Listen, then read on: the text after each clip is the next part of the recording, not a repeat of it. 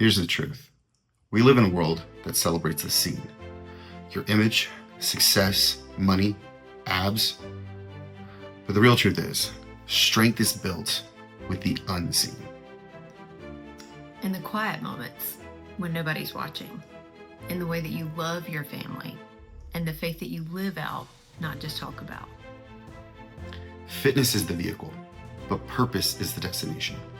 And when you align your body, your mind, and your spirit with God's design, you stop chasing change and start becoming who you were created to be. This is where faith meets discipline, where family meets mission, and where community becomes the catalyst for lasting transformation. We're Tim and Alicia, and this is The Fit and Faithful Life. where the goal isn't just to be fit. It's to live faithful.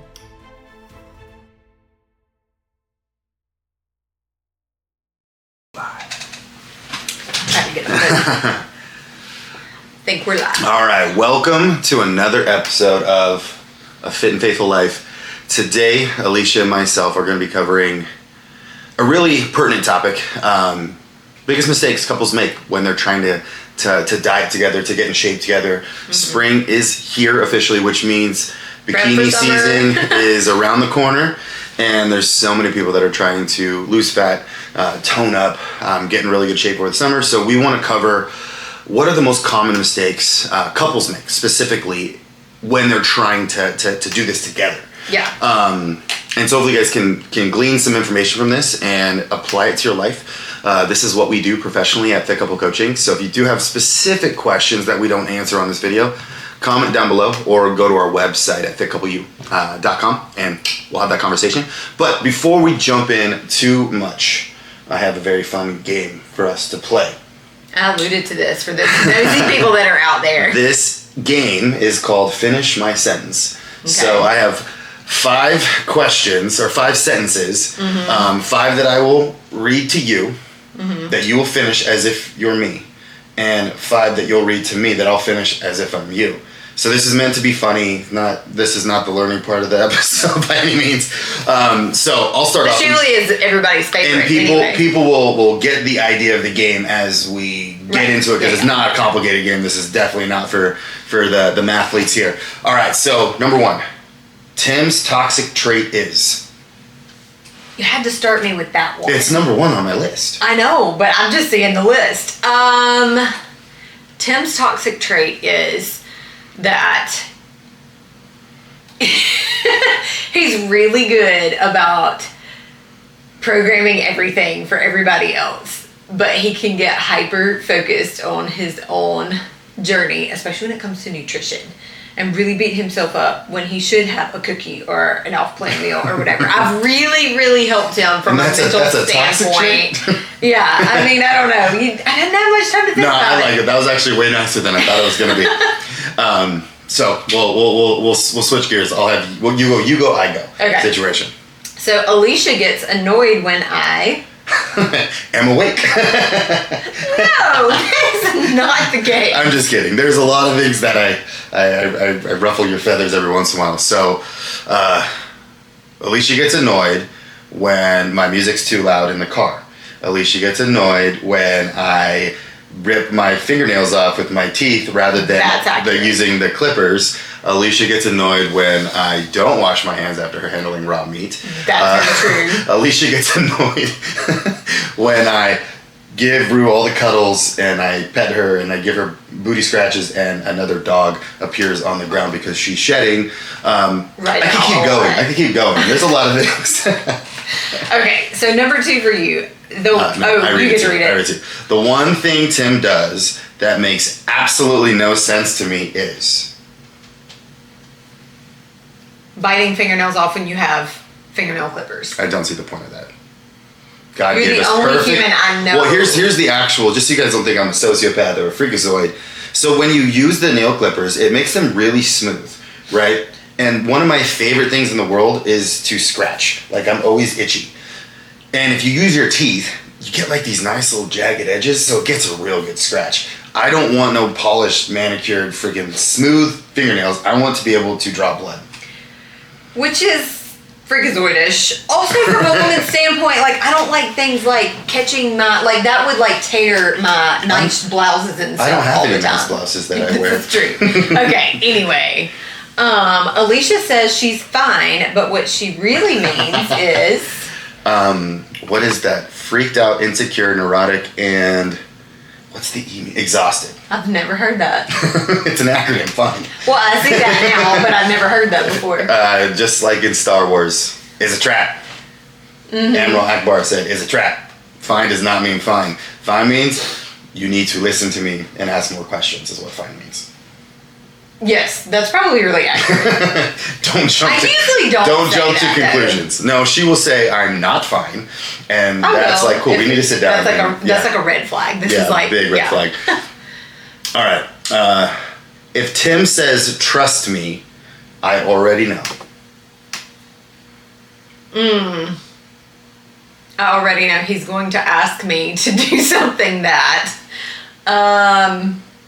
he's not really sure how I'm going to take it or what my thoughts are. Like, if I would be on board with, probably more so for like date night experiences. Just trust me. Yeah, it's check like like a restaurant choice or a movie choice when we go to the movies. Yeah. I'm normally pretty good at that though. Like, you are pretty good. In baseball terms, I'd be Hall of Fame because I definitely bat over 500. You do. Yeah. But that's about the only thing applicable. Yeah. It's been like a low key 2 years other than planning our wedding and trying to build a business, so we haven't had a lot of that pop up. When I say trust me to a client though, it generally means like it's going to be hard, but it's going to be worth it. Or 9 times out of 10, the opposite I would say of that is that it's going to be different than what you think should work, but it will. Just trust me. Yeah. So with a client, that's much easier. Okay, what are we on? 3? If Alicia had her way, we would always be... Dancing. Yes! Am I right? In case you couldn't tell by the response. P.S. I saw the tabs open. We have notes on the side. These questions we wrote out. Yeah, I noticed some tabs. She leaves little breadcrumbs for me every once in a while. And I'm going to pull it up right now. It's a 2-step event that's happening between the 14th and May 26th. You might want to. I don't know if that's a hint or this has already been planned. It's only a hint. I was just looking. But if I don't leave it open, I'll forget about it. So anyways. Yeah. All right. Tim acts like he's low maintenance, but in reality, he's... Especially in prep, way higher maintenance than I ever thought about being. The time it takes him to shave everything so that it can be seen in pictures. So the time it takes to tan, because he's Irish. I can go out for an hour and I'm good for like 2 or 3 weeks. He has to go like 4 or 5 days a week. No, like 6. And if I could go twice a day, I would benefit from that. Just like the manicure upkeep. So lame. Yeah. So that's what I would say. That, but it's really only with prep. You're not high maintenance otherwise. But no, not generally. 90% of you would not guess those things. So, okay. The one thing Alicia does that I secretly find hilarious is... That's a good question. I don't know if I do anything secretly. When I find something hilarious, I generally let you know I find it hilarious. You can't hold it. I'm not very good at with a poker face. Trying to think of what you laugh at me. Well, I do laugh how you interact with Rue. That always makes me giggle, but I'm not sure if it is both ways. That would be, She acts so different around you than she does. But did you expect that when you first met me? No. So that would probably I didn't expect Rue to like any other human, especially any other female. Yeah, but you also didn't. I used to tell all of you guys. You knew back when I had Bay that I totally was the what you guys don't see when nobody's around but me and my dog. You would actually like die out laughing at, so that's fair. I get it. I just am not withholding anymore. We have full conversations and a full alter ego that we've generated for our dog. We can literally just say something, but we each have this Rue voice, so we know that we're hypothetically saying as if we were Rue. Exactly. But anyway, okay. All right. Last one. The one habit Tim has that I would delete immediately is...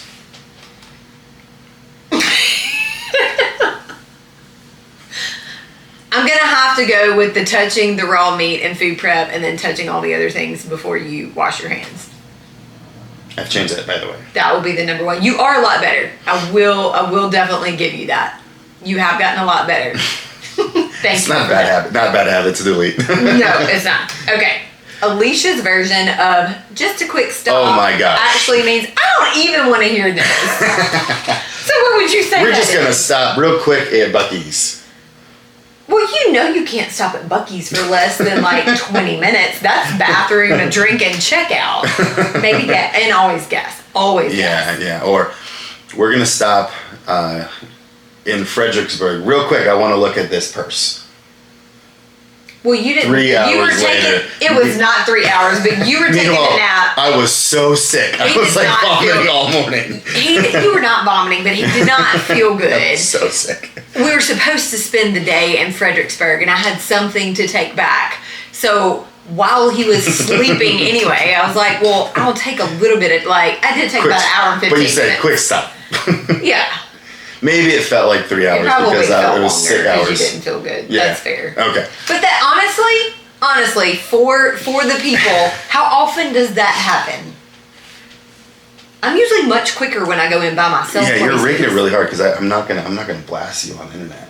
That's what I'm just saying. For those who are out there that don't know me, most She's people fairly hate prompt. She's to fairly grocery prompt. shop with me, go to a big box store because I run. I might be short, but I have a very quick gait. So anyway, Yes, they're probably you really wanting to know about the couples thing at this point. But Yeah. we at least wanted to So- entertain you guys for a minute. That was our fun little game. Hopefully it allows you guys to get to know us just a little bit better. Yeah. So the main topic for today is the major mistakes that couples make when they're trying to diet together, get in shape together, or lose body fat together.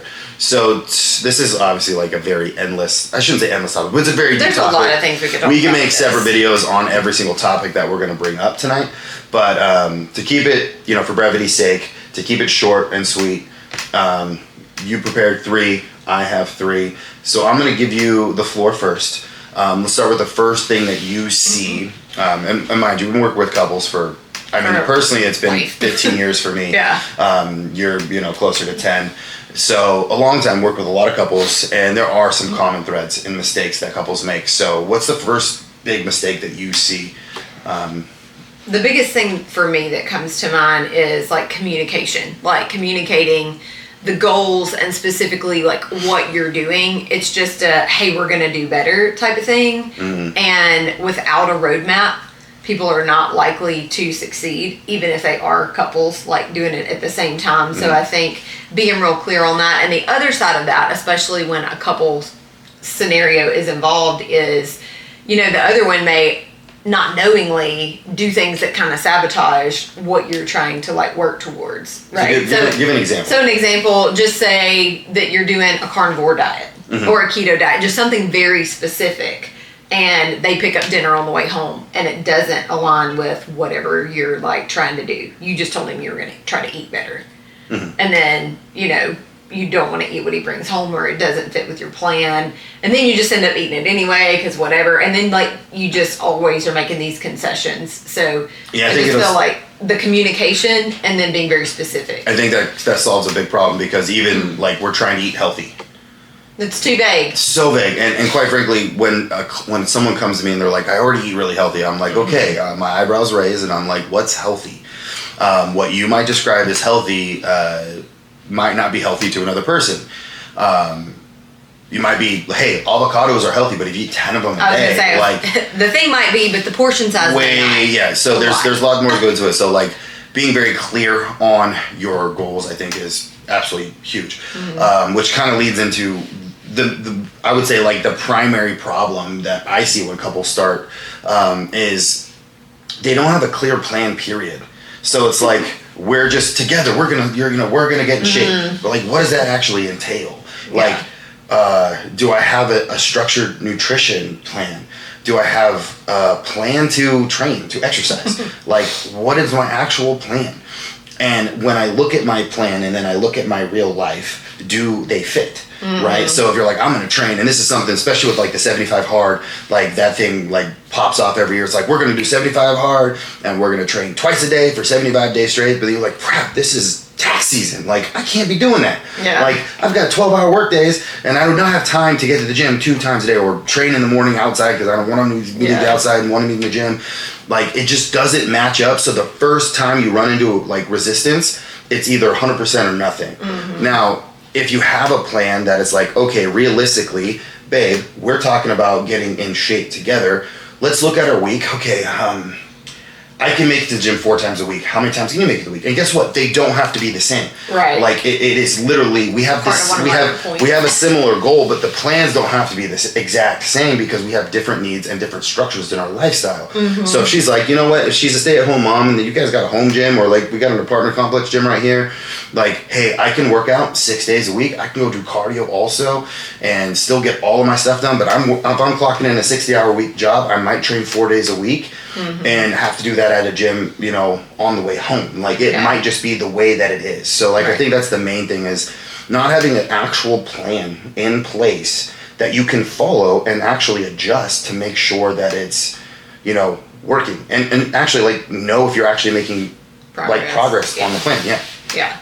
It's funny that you would say that because the second thing that I put down was that couples tend to pick totally different routes, which makes planning and scheduling difficult. It makes grocery shopping and it makes meals very difficult because a lot of times you have one person that primarily does groceries and or the meals.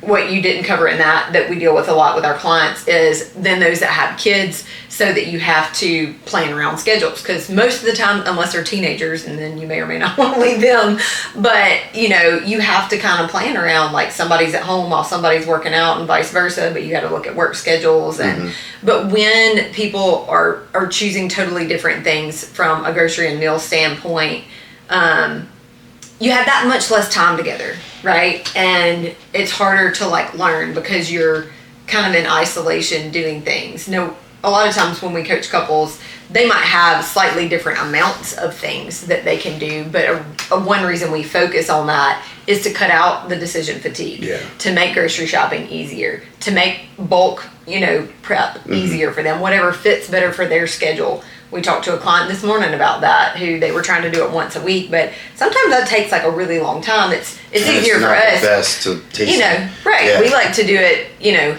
at the very most like twice or minimum like twice a week. Yeah, and then like break it down from there. But it's just the more that you can do it together. And again, this is different if you have medical needs or something like that, but that's just something that I've always seen because they have totally different things. And it also makes it hard for you to cheer one another on and encourage because you may not understand the plan that they're on. Yeah, well, and I honestly, to kind of go back to the first point is most people don't even know the plan that they're on. They don't have so one, like, really. I think that's a very good point. Is one of the things that we make sure we do with every client that we work with, every couple that we work with, is we have a conversation about like their food preferences, the things they enjoy to eat together as a family, and we make sure that their grocery lists are very, very similar. So that way, if you're out to getting groceries, you can pick up, 96 4-ground beef because you know that that's on my plan as well as your plan. You can also get egg whites because we're both eating egg whites. You can go get chicken breasts. Like, you're not getting like Alicia's special food items and then Tim's special food items. And then when we're cooking dinner, I can cook extra ground beef and then you can use it, right? And we can both make our rice portions. Actually. So that way it just helps each other help each other, if that makes any sense. Right. Which the point is to make your life easier. Yeah, it's synergistic. It's the last thing we ever want, and it always is the mom. Last thing we ever want the mom to have to do is cook 2 separate dinners every single night, 2 separate breakfasts, because that's a ticking time clock. It's not going to last forever because it's freaking exhausting. Yeah. My next point, one of the things that I see all too often is putting the emphasis on the wrong things. So, a lot of times it's like, oh, we're going to go on, and I'm just going to use a super dated reference, the HCG diet, or, I'm going to do intermittent fasting, or I'm going to do, enter any fad, right? And they're putting all the emphasis on this medication or this, diet fad or whatever the flavor of the month is, when really that's like such a small percentage of the actual like long-term change. If we break it up into like what actually moves the needle long-term, calorie intake, that needs to be in a deficit. hands down, law of thermodynamics or law of conservation of energy. Sorry, that needs to be accounted for. Protein intake needs to be accounted for. Obviously, we want to get a bunch of healthy vegetables and fruits and stuff like that to get all of our micronutrition in. That's like the golden rules of nutrition. Then equally as important is resistance training, like being able to challenge your muscles under resistance, so that way it becomes more important as you get older. You don't want to lose weight for the sake of weight. You want to lose just body fat and retain, if not gain, muscle mass, because that's your metabolic engine. That's the thing that raises the metabolic rate. And all too often we see these crazy like calorie slashing plans that don't put any emphasis on the calories outside the energy output side. And so people lose weight, but now they're in a metabolically compromised state.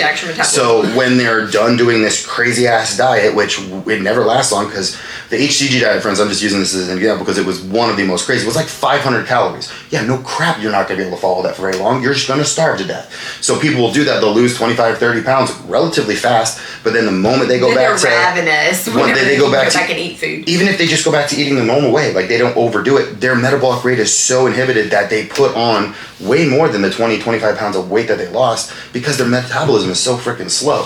So in my opinion, you got to treat the nutrition in a sustainable lens, and then you have to prioritize the resistance training as well. And it doesn't have to be bodybuilder style, but you should be aiming to get stronger week after week after week. And a minimum probably 3 times a week of resistance training is gold standard, especially the older we get. So those are the 2 things that if they're not part of a plan, I automatically dismiss a plan. Yeah. No. I totally understand that. You want me to give you my third one? Yeah, give me a third one. Okay, so the next thing that I really wanted to cover is that as a couple, like as you're going through things, I think sometimes people are scared to like call the other person out, even if they do know what their goals are. So you allow your partner to like fall off and not encourage them in the process. That opens up a can of worms though, because I really want you to dive into a healthy way to call your partner out when they're slacking. Yeah. Because there is clearly a wrong way to do it and clearly a healthy way to do it. What have you seen?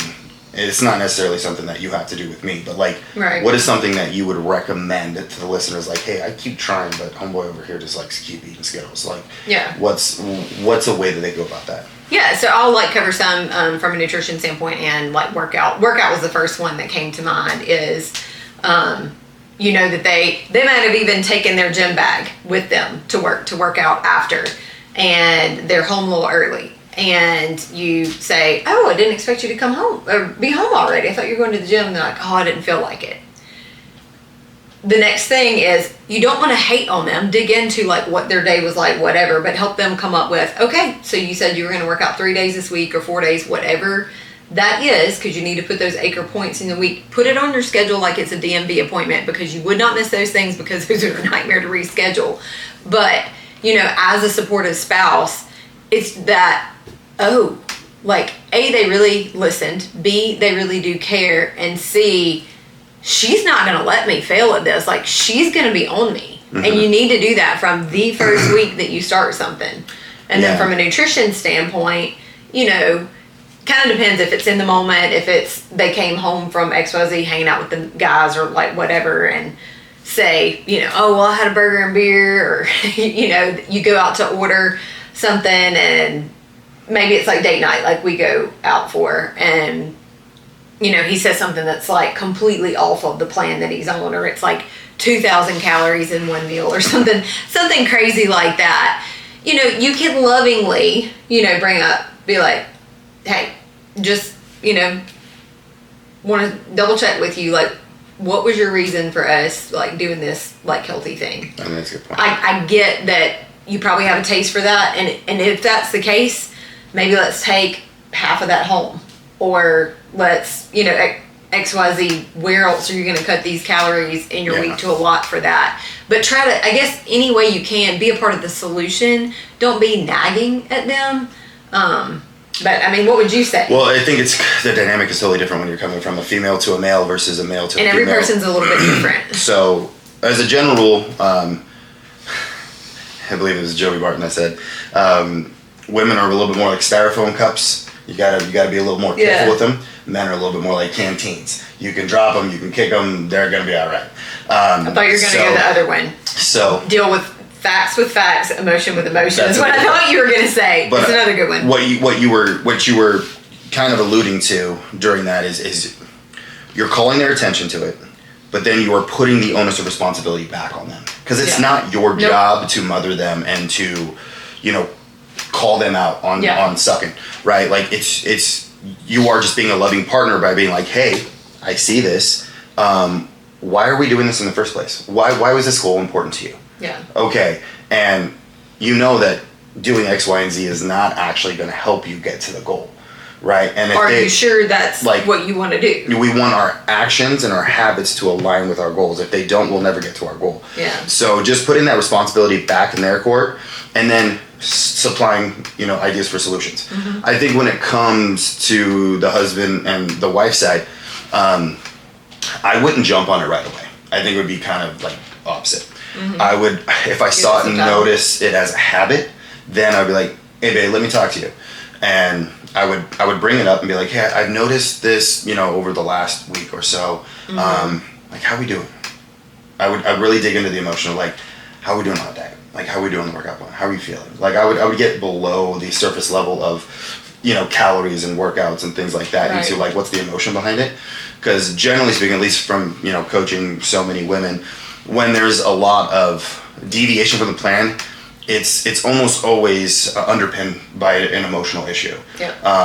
Men, it could literally just be stubbornness as the emotional issue.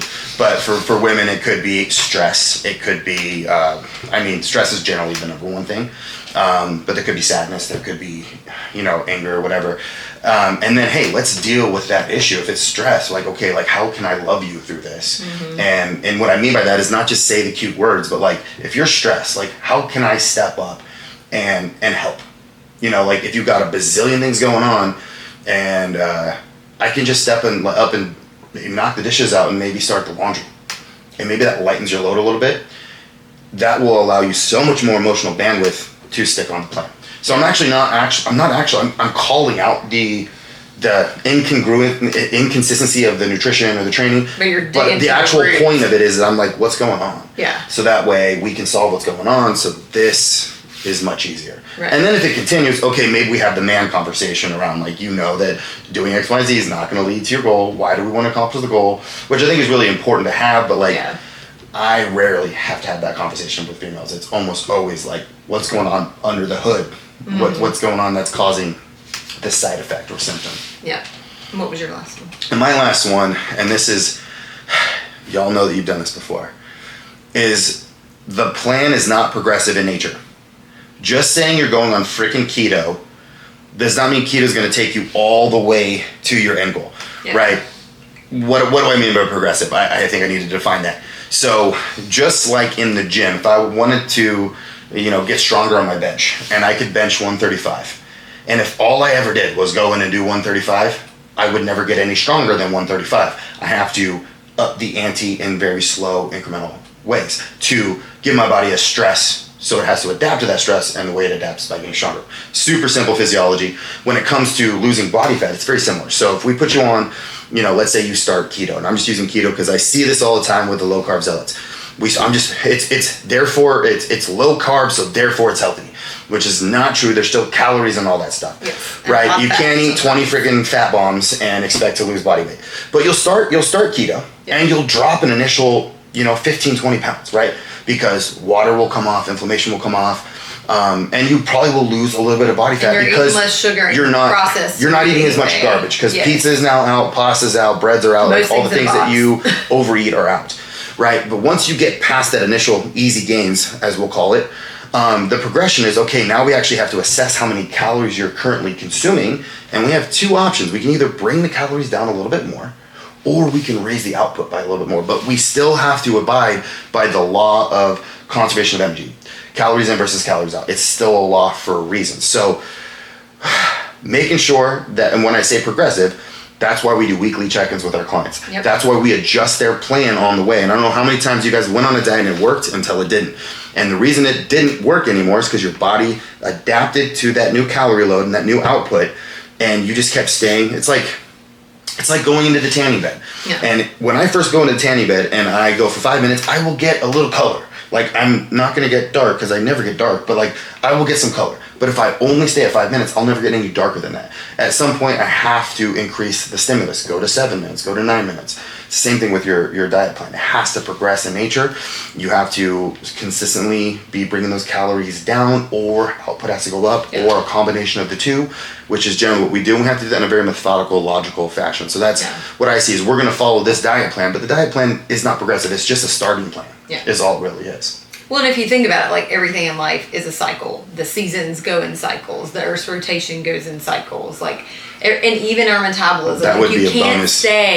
We don't stay at the same place all the time. You're always adjusting a little bit. Because, No, I'd say the majority of the year we're actually in either maintenance or a surplus of calories on purpose. And that's another video that we're going to bring up later, which is talking about raising your metabolism, becoming a calorie burning machine. But for the sake of this video, we're just talking about the diet mistakes. So that is the 3 that we have for you guys. If you have any questions, we'd love to know what questions you have around diet, what are the main struggles that you guys run into when you're trying to diet with your significant other. So please write those below. As always, this is Fit Couple Coaching. It's what we do as a living, and we'd love to help you on your journey to becoming a fit couple. And if you have any like particular questions, topics that you would like to see us cover on these, like drop them in the chat, shoot us a message. We always want to make sure that the information is what's top of mind for you, what is going to be most helpful for you where you are right now too. All right. Well, have a good day. Until next time. And we will see you next time. Bye.